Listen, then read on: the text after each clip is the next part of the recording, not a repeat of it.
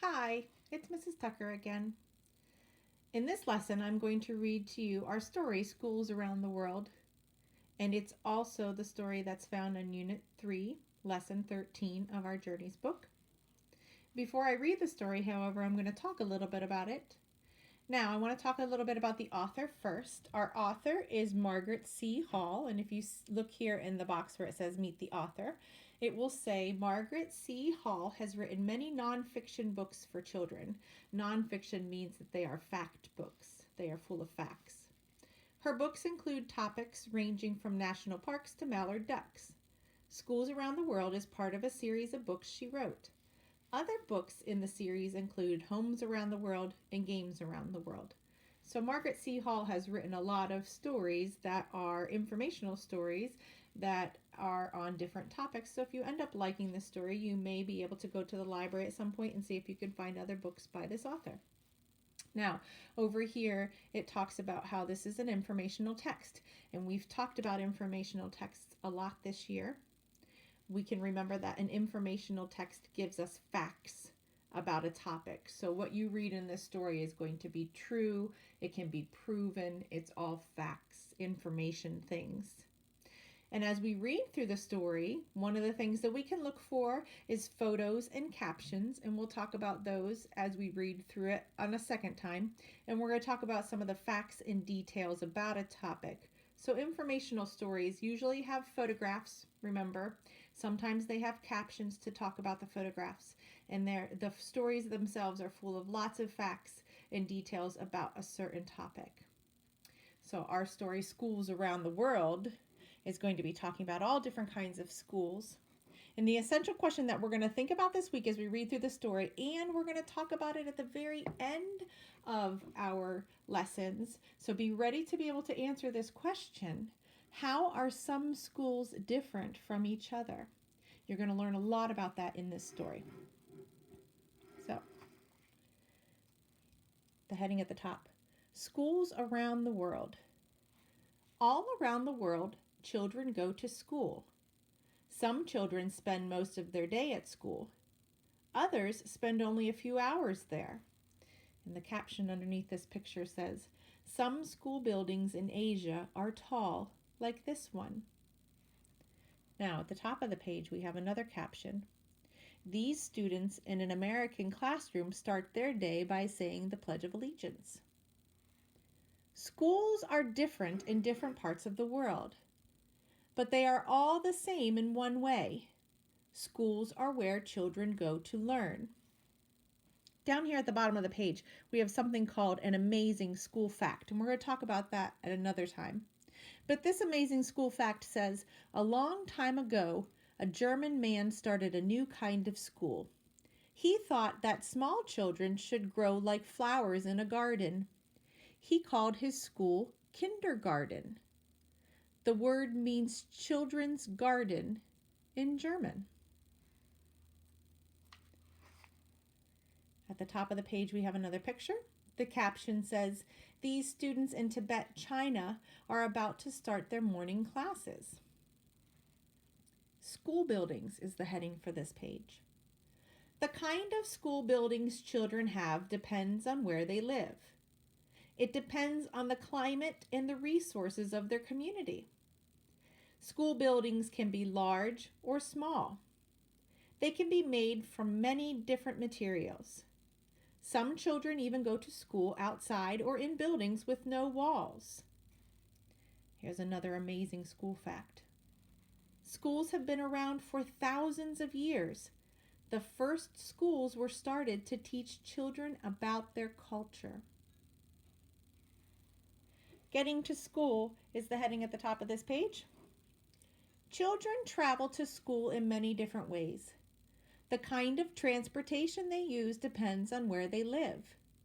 It also depends on how far they have to go. Many children walk or ride bicycles to school. Others ride in cars or on buses or on a train. Some children go to school by boat. Now, down at the bottom, we have another amazing school fact. It says, in some places, children live too far away from their school to go there. Teachers give lessons over the radio or by using computers that are hooked up to the school.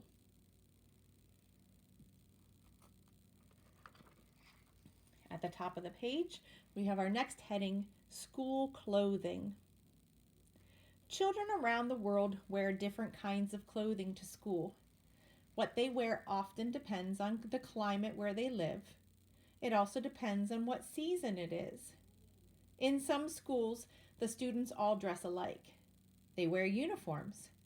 Students from different schools have different uniforms.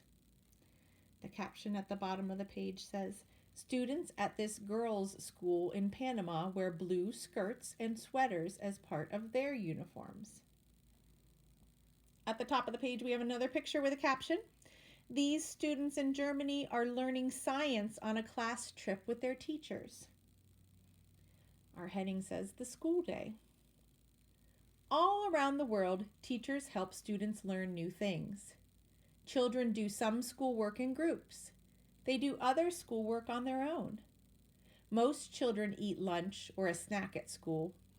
They may also have time to play. At many schools, children take class trips too. At the top of the page, we have a picture. It says, this teacher answers a question for his student at a school in Cuba. Learning to read and write is our caption for this page. Is our heading for this page. One important job for teachers is to help children learn to read and write.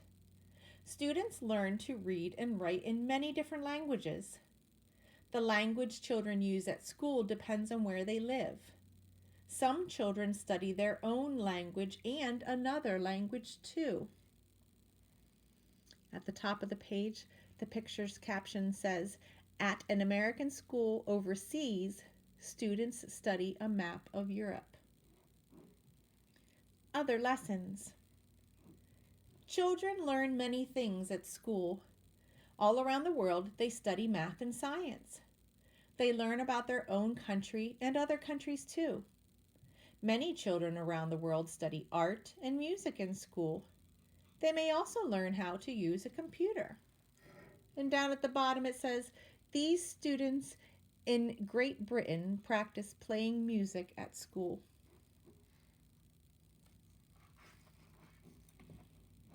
At the top of the page, the caption reads, in this school in Japan, students help serve lunch.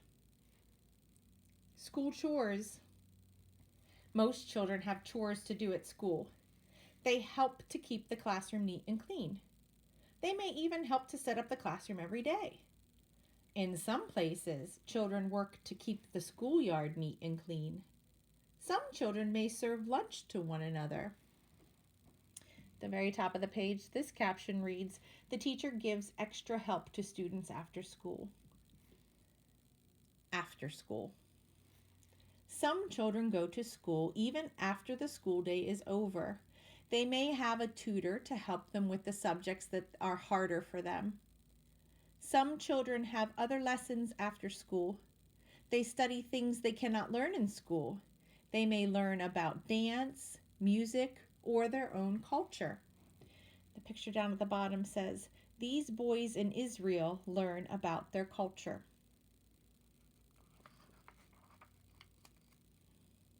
At the top of the page, the caption reads, students at this boarding school eat, study, and live together. Special schools. Some children live at their schools. These schools are called boarding schools. The children go home for visits and on holidays. This girl cannot see. She goes to a school where she can learn to read and write in a special way. People who are blind read with their fingers. They use a system of raised dots called Braille. Homeschooling. A home can also be a school. Some parents teach their children at home. They want to decide exactly what their children will learn. People at schools will often help parents plan home lessons for their children. Many children who study at home go to a school for gym or art classes. The caption at the bottom of the page says, "The mother is teaching her daughter at home." This mother is teaching her daughter at home. School and work. Some children work as performers. They spend part of their day practicing the work that they do. They spend the rest of the day studying regular school subjects. The caption reads, "The students below perform a traditional Russian dance." Here's another amazing school fact. One of the subjects that was taught in ancient Greece was gymnastics. The ancient Greeks thought gymnastics was just as important to learn as math or reading. And down at the bottom, this boy is learning gymnastics.